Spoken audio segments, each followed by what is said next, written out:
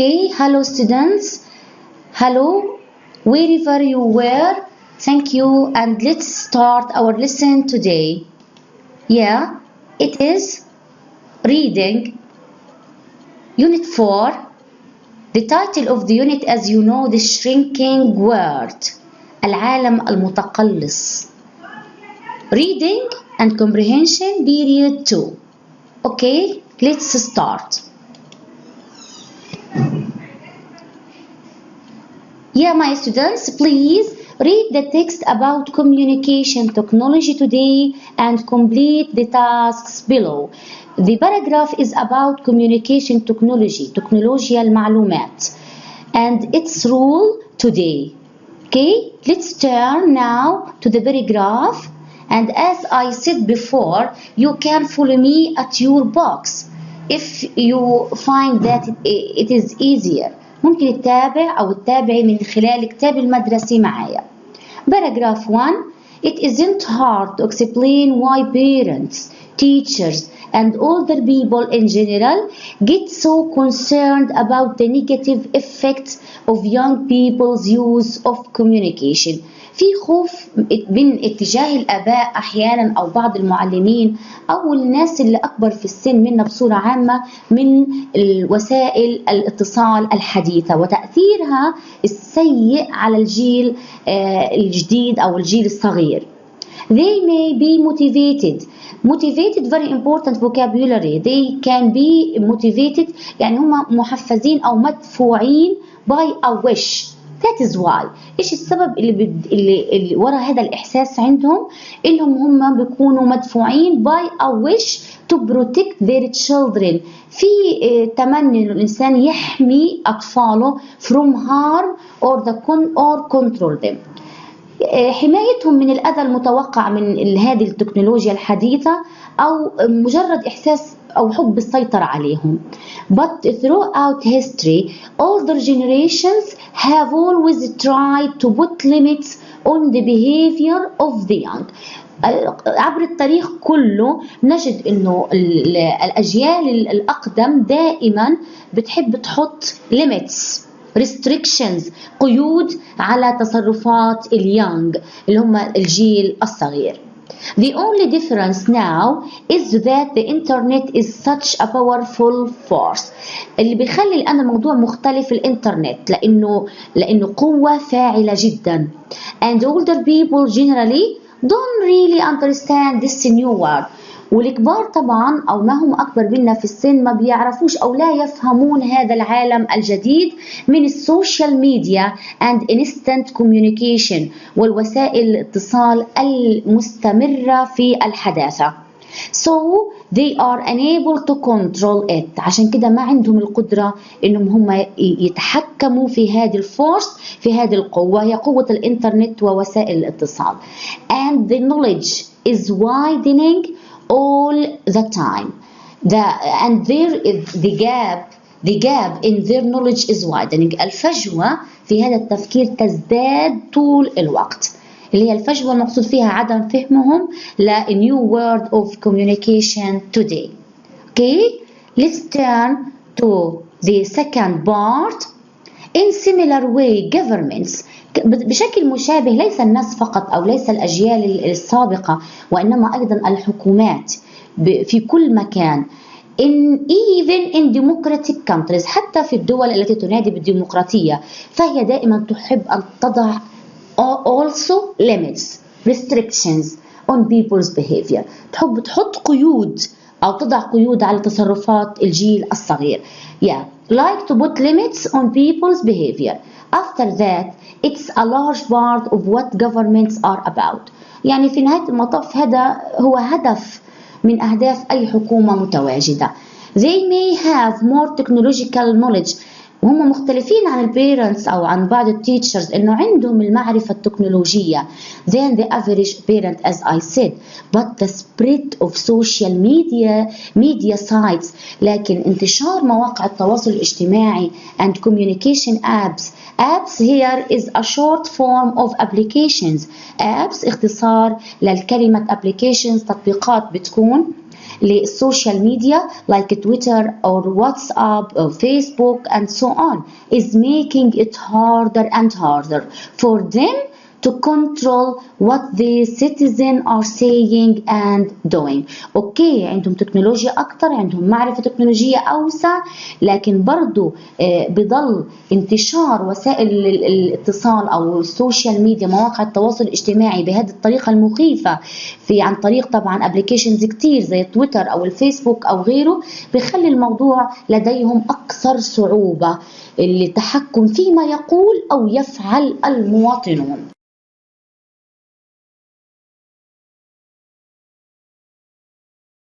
Here you have another one. Clearly, this is not always a positive trend, but what we can say for sure is that new information and communications technology are a force of social change and economic development.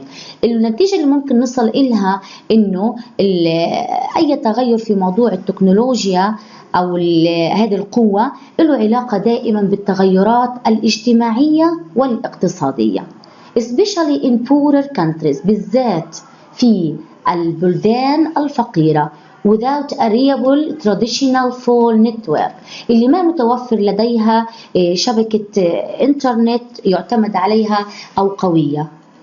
يعني الموضوع هذا انتشار وسائل الاتصال الحديثة maybe يكون useful very much لمين؟ للدول الفقيرة أكثر من الدول الغنية، لأنها الدول الفقيرة أحيانا بيكون لها سيج، وهذا واقع فلسطين بصورة عامة، أو نحن تحت الاحتلال الإسرائيلي، وهذا القيود اللي يفرضها علينا الاحتلال بتخلينا غير قادرين على التواصل مع العالم الخارجي كأي دولة أخرى. عشان كده الإنترنت والنتورك سايتس بتساعدنا كتير، مواقع التواصل الاجتماعي بتساعدنا في نقل الصورة السيئة للاحتلال أو العدوانية للاحتلال علينا، فهي بتساعدنا أكثر من أي دولة أخرى. هذا طبعا زائد الدول الفقيرة الأخرى. The World Bank has calculated that the countries like this، عمل إحصائية أو حساب البنك الدولي على هذا الموضوع، ووجد أن 10% increase، زيادة بنسبة 10% in high speed internet، خاصة بسرعة الإنترنت، توصيلات الإنترنت leads to 1.3% increase. يعني أي زيادة في سرعة الإنترنت بنسبة 10% بتعطينا زيادة في النمو الاقتصادي بنسبة 1.3%. لو اجاكي سؤال بالامتحان وقال لك طب انت النسبة تبعت الزيادة كانت 20%، اوكي جود، يبقى انا حزيد اللي هي الزيادة الاقتصادية حتصير 2.6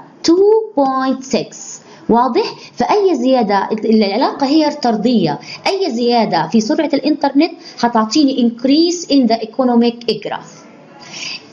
It is, they say, the single most powerful way to extend economic opportunities and services to millions people. هذه بتكون طريقة كتير مهمة لإيجاد فرص اقتصادية أكثر وخدمات اللي تخدم ملايين المواطنين. Especially in remote areas. remote مناطق نائية very way، بتكون بعيدة جدا، وهي من الكلمات المطلوبة معاكي مع هذا التكست. remote مناطق نائية or very very away. Now let's have here some questions on the text. Sorry. Answer these questions. Why are older people so concerned about young people's use of communication technology? لماذا الناس أو older people بيكونوا مهتمين كتير باستخدام الصغار للcommunication technology، لتكنولوجيا المعلومات؟ Okay, please my students think of the answer and then you will check your answer with me after that. Oh, have you finished? Okay, let's have the answer here. They may be motivated by a wish to protect their children from harm or to control them. الدافعية لديهم من ناحيتين، إما لحماية الأطفال من أذى متوقع من هذه الموضوع، أو مجرد control them، حب السيطرة عليهم. Okay? Now let's have another question. Question 2. What is the conflict of generations throughout history? ما هو صراع الأجيال؟ Okay, what is the conflict generations throughout history? صراع الأجيال عبر التاريخ. Yeah, think of the answer. Good. Let's have the answer now. Okay, through history, older generations have always tried to put limits on the behavior of the young. منذ القدم عفوا ولا الآن أهم ما يستثير اهتمام old generation إنهم عايزين يحطوا limits, restrictions as we said on the behavior على سلوك الصغار. هذا هو الهدف كان وما زال. Throughout history, they always try to put limits on the behavior of the young. Okay, let's have another question. Yeah, think of it please. What makes the conflict of generation different from the past? اوكي موجود هذا الكونفليكت الصراع، لكن الآن يعني ايش اللي خلى الصراع هذا الآن مختلف عن الباست؟ ايش جد علينا جديد خلانا نقول انه it is different from the past. Okay, what is the answer my students? Now check the answer with me. I'll answer the question. Okay, the internet. The difference now is the internet because it is a such powerful force. هو قوة كبيرة جدا صعب السيطرة عليها الآن سواء من older people أو من government. Yeah, older people generally don't really understand هذا الجزء الثاني الانترنت. وناو كمان older people generally don't really understand this new world. الكبار في السن او مهما يكبرون سنا بيكونوش فاهمين هذا العالم من السوشيال ميديا and instant communication. عشان كده بيخلي الموضوع today is different from the past because of the internet and the older generation don't really understand this new world of social media and instant communication. That is the answer my students. Okay, well done for all who answered the question correctly. Let's turn to a new question. 4. What are the advantages, the benefits, مزايا of information technology in poor countries? ما هي مزايا التكنولوجيا الحديثة في الدول الفقيرة؟ كما as I discussed in the paragraph شرحت لي قبل شوية وديتك مثال the situation in Palestine or in the poorer country الوضع في فلسطين أو في بعض الدول الفقيرة النائية. Yeah, okay, let's have the answer now for the question. Okay, the answer is new information and communication technologies are a force of social change and economic development. لأنها بتعطينا مقدمات لنمو اجتماعي واقتصادي أكثر لو كانت موجودة.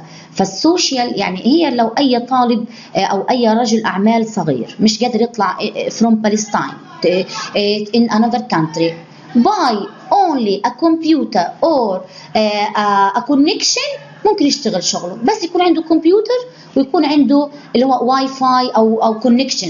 فخلاص الموضوع very easy بيكون even if he is under siege حتى لو كان هو داخل حصار and he cannot go out his country.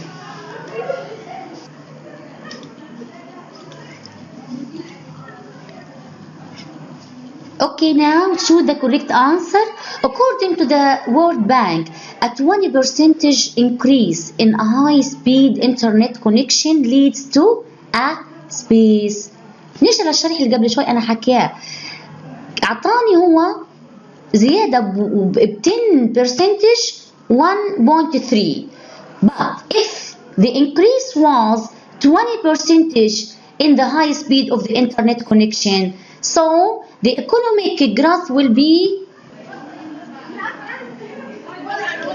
Yeah, you have here 3 choices. عندك 3 خيارات 1.6 2.6 or 2.6% increase in the economic growth. Yeah, think for a second and then find the answer. What is it? Okay, the answer is C, 2.6% increase. 2.6 بناء على انها 20 لكن كانت معنا بالتكست 10 حتعطينا 1.3 يبقى 20 الضعف هيعطيني 2.6. Yeah, thank you. Let's turn now. Okay, another sentence and also choose the correct answer. Parents, teachers and older people get so worried about the space of young people's use of communication technology. What are the choices? Let's have the choices here. Positive effects, negative influence. طبعا effects and influence they have the same meaning. نفس المعنى تأثير. Or positive impact و impact زيهم تأثير. Negative or positive? Huh? Yeah? Good. Let's have the answer now. Okay, negative influence. Negative influence هم دايما لهم خايفين من التأثير السيء أكيد لوسائل الاتصال الحديثة على اليونغ. Negative influence, that is the answer. Thank you very much. I thank all students who answered the question correctly. And now, okay, let's have this question. What do the underlined pronoun refer to? In the paragraph we have an underlined pronoun they. So what does this pronoun refer to? You can return back to the paragraph. ممكن ترجع انت للباراجراف and think carefully وتشوفي كويس. This pronoun refers to what? Okay, you have the time. And now, yeah, the answer: parents, teachers and older people. ممكن تحطي في الفراغ هذا هو المفروض 3 أشياء. هو راجع إما مش على مجموعة الآباء أو المدرسين أو الكبار بصورة عامة اللي لهم علاقة بهذا الموضوع. They refer to this. Yeah, thanks a lot. Okay, now you have here another question. What do the underlined pronouns refer to? It. Okay, what does it refer to? Huh? Okay, let's have the answer. A new word of social media. It refers to a new word of social media. Thanks a lot.